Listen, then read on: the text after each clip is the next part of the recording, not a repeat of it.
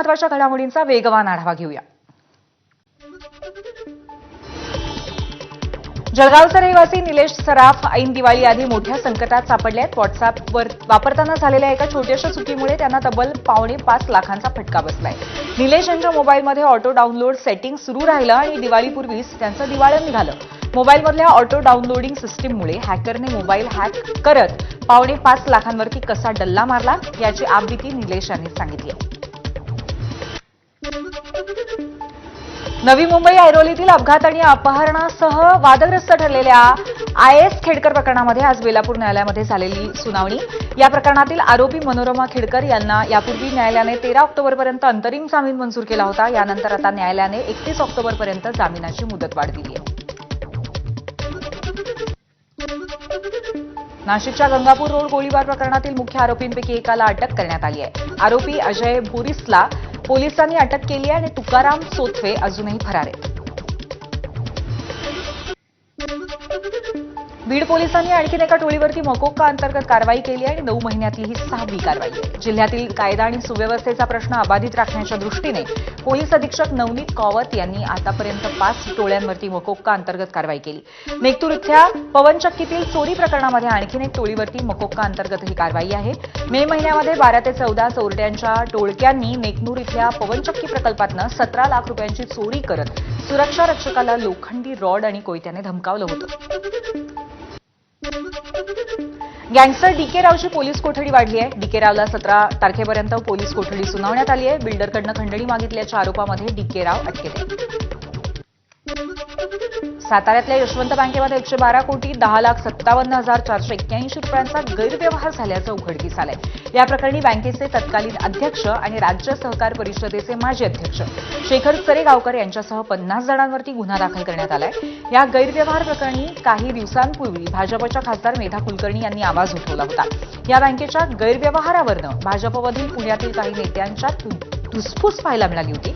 यशवंत बँकेचे माजी अध्यक्ष शेखर चरेगावकर हे मंत्री चंद्रकांत दादा पाटील यांच्याजवळचे आहेत. कोल्हापुरात छापण्यात येत असलेल्या बनावट नोटा प्रकरणाला आता मुंबई कनेक्शन असल्याचं समोर आलंय. या प्रकरणातील आरोपींकडून मुंबईमध्ये मोठ्या प्रमाणावरती बनावट नोटा वितरित झाल्याचा पोलिसांना संशय आहे.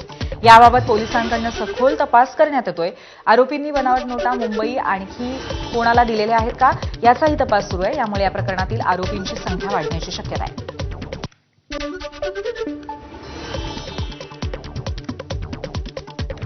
नागपूर जिल्ह्यातील वानाडोंगरी नगर परिषदेमध्ये एकाच घराच्या पत्त्यावरती 260 मतदार नोंदवल्याचा आरोप राष्ट्रवादी शरदचंद्र पवार पक्षाच्या दिनेश बंग यांनी केलाय. बावनथडे कुटुंब सोडलं तर घर क्रमांक 1 वर नोंद असलेले इतर मतदार प्रभागात राहतच नाहीत. त्यामुळे विरोधकांकडून बोगस मतदार नोंदणी केल्याचा आरोपही त्यांनी केलाय.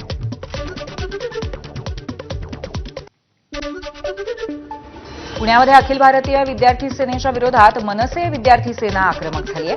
पुण्यातील वाडिया कॉलेजमध्ये अभाविपणे बॉयकॉट मनसे विद्यार्थी सेना अशा आशयाचे पोस्टर्स लावले होते आणि यावरूनच मनसे विद्यार्थी सेना आक्रमक झाली. मनसे कार्यकर्त्यांनी एका हिंदी भाषिक महिलेला त्यांच्या कार्यालयात बोलवून काल उशिलात लगावल्याची घटना समोर आली आहे. ठाण्यातील कळव्यामध्ये ही घटना घडल्याची माहिती आहे. या संपूर्ण घटनेचा व्हिडिओही सध्या व्हायरल होतोय. पुणे पोलीस दलाच्या वाहतूक विभागाच्या कर्मचाऱ्याला कोंढवा परिसरामध्ये 4 ते 5 जणांकडून मारहाण करण्यात आली आहे. पोलीस कर्मचाऱ्याचं जॅकेट घातल्यामुळे संबंधित व्यक्ती कोण आहे हे कळलं नाही आणि मारहाण झाल्याची माहिती आहे. मारहाणीमध्ये डिमळे यांच्या नाकात कानातनं रक्त आलं होतं. ठाण्याच्या कशेळी खाडी पुलावरनं एका तरुणानं उडी मारली. अनुराग केसरी असं तरुणाचं नाव आहे आणि आपत्ती व्यवस्थापक विभागाकडनं तरुणाचा सध्या शोध सुरू आहे. मुंबईच्या घाटकोपरमधल्या गोल्ड क्रेस्ट इमारतीला आग लागली. या इमारतीच्या तळमजल्याला ही आग लागली आणि ही आग इमारतीच्या वरच्या मजल्यापर्यंत पोहोचली. दरम्यान या इमारतीमधनं कर्मचाऱ्यांना बाहेर काढण्यात आलं.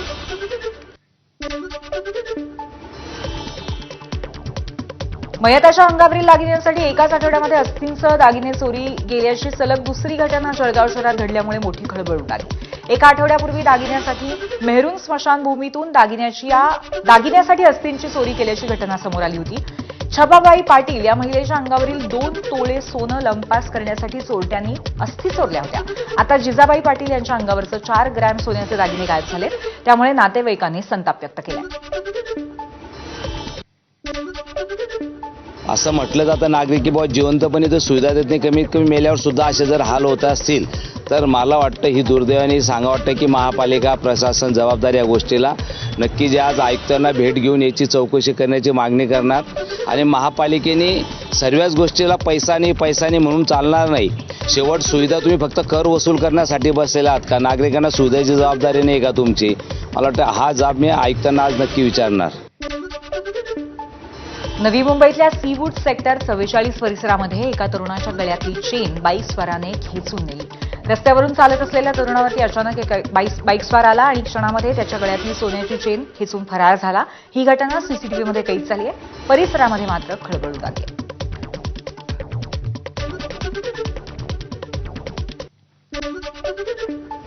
मान्सून परतलाय आणि मुंबईमध्ये आता ऑक्टोबर हीटच्या झळा बसू लागल्यात. मुंबईतील कमाल तापमान 35 अंशाच्या जवळ पोहोचलंय आणि उपनगरातील प्रदूषण सुद्धा धोक्याची पातळी गाठायला लागलंय. पुढच्या काही दिवसांमध्ये तापमानातली वाढ कायम राहील असं हवामान विभागाकडून सांगण्यात आलंय.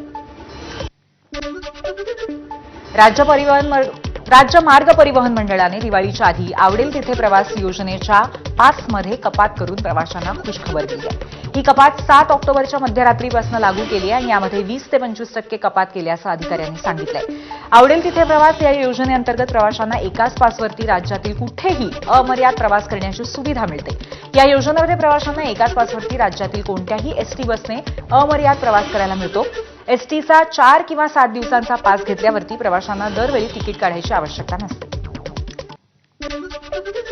पूरग्रस्त भागातल्या खचलेल्या विहिरींसाठी शासनाची नवीन योजना जाहीर झाली आहे. जून ते सप्टेंबर दरम्यान झालेल्या अतिवृष्टी आणि पूरग्रस्त भागासाठी हा मोठा निर्णय घेण्यात आलाय. खचलेल्या आणि बुजलेल्या सिंचन विहिरींच्या दुरुस्तीसाठी आर्थिक मदत देण्यात येणार आहे. मुख्यमंत्री देवेंद्र फडणवीसांनी याबाबतची घोषणा केली होती. 7 दिवसात अधिकाऱ्यांना विहिरींच्या स्थळ पाहणीचे आदेश देण्यात आलेत आणि सिंचन विहिरींसाठी 30,000 रुपयांची मदत करण्यात येणार आहे. तसंच आगाऊ स्वरूपात 15,000 रुपये देण्याचा निर्णयही घेण्यात आलाय. शेतकऱ्यांच्या कर्जमाफीच्या मुद्द्यावरनं विरोधी पक्ष आक्रमक भूमिका घेत असताना सत्ताधारी पक्षाचे आमदार आणि माजी कृषी मंत्री अब्दुल सत्तार यांनी अत्यंत महत्त्वपूर्ण वक्तव्य केलंय. सत्तारांनी आपल्या सत्ताधारी पक्षांना शेतकऱ्यांच्या कर्जमाफीच्या वचनाची आठवण करून दिली आहे. आम्ही तिन्ही सत्ताधारी पक्षांनी जाहीरनाम्यामध्ये शेतकऱ्यांच्या कर्जमाफीचं वचन दिलं होतं. त्यामुळे गरज पडल्यास शेतकऱ्यांच्या कर्जमाफीसाठी सरकारने कर्ज काढावं आणि दिलेलं वचन पाळलं पाहिजे असं अब्दुल सत्तार यांनी म्हटलंय. त्यामुळे सत्तारांच्या या वक्तव्यामुळे विरोधकांना सरकारला पुन्हा एकदा कात्रीत पकडण्याची संधी मिळाली आहे.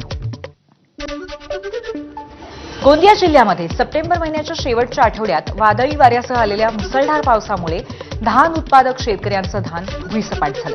या शेतकऱ्यांना जे उत्पन्न मिळणार होतं ते सुद्धा आता मिळणार नाहीये. त्यामुळे शेतकरी आर्थिक संकटात सापडलेत. अशातच दिवाळी सण तोंडावरती आहे. नुकसानग्रस्त शेतकऱ्यांना तत्काळ दिवाळीपूर्वी मदत देण्यात यावी अशी मागणी ठाकरे यांच्या शिवसेनेचे जिल्हा प्रमुख शैलेश जयस्वाल यांनी केली आहे. जर दिवाळीपूर्वी मदत मिळाली नाही तर शिवसेना स्टाईलने आंदोलन करण्याचा इशारा सुद्धा शैलेश जयस्वाल यांनी दिलाय. नंदुरबार तालुक्यातील रनाळे गावामध्ये परतीच्या पावसामुळे झालेल्या नुकसानीचे पंचनामे न झाल्यामुळे शेतकरी आक्रमक झाले. प्रशासनाकडून पंचनामे न झाल्यामुळे शेतकरी मदतीपासून वंचित राहणार आहेत आणि नुकसानीचे पंचनामे न झाल्यामुळे भरपाई मिळणार नसल्यामुळे येणाऱ्या निवडणुकीवरती बहिष्कार टाकण्याची शेतकऱ्यांची भूमिका आहे. जिल्ह्यातील लोकप्रतिनिधींना गावबंदी करणार असल्याचा निर्धार गावातील शेतकऱ्यांनी केला.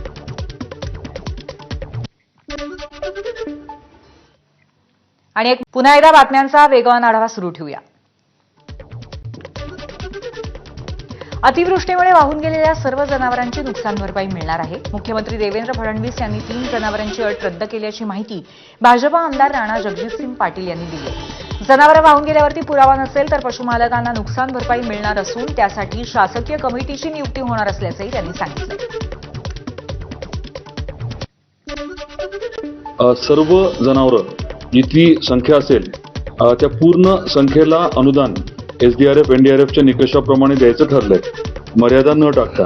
आणि त्याचबरोबरीने पशुधन जर वाहून गेलं असेल त्याचा जर पुरावा आपल्याकडे पोस्टमॉर्टमसाठी किंवा इतर बाबींसाठी उपलब्ध नसेल तर मग त्या बाबतीत ग्रामस्तरीय समिती करायचं ठरलंय.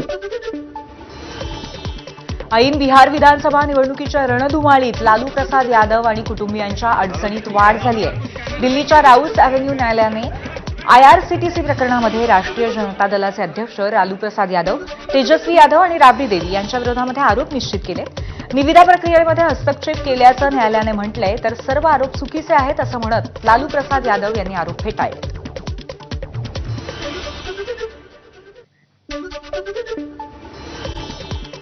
यानंतर एक छोटासा ब्रेक